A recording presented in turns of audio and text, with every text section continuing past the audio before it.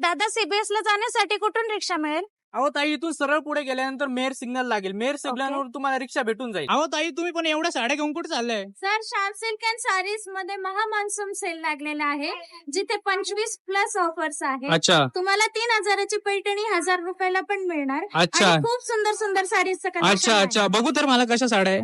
अहो खरंच हो, खूप सुंदर साड्या आहे.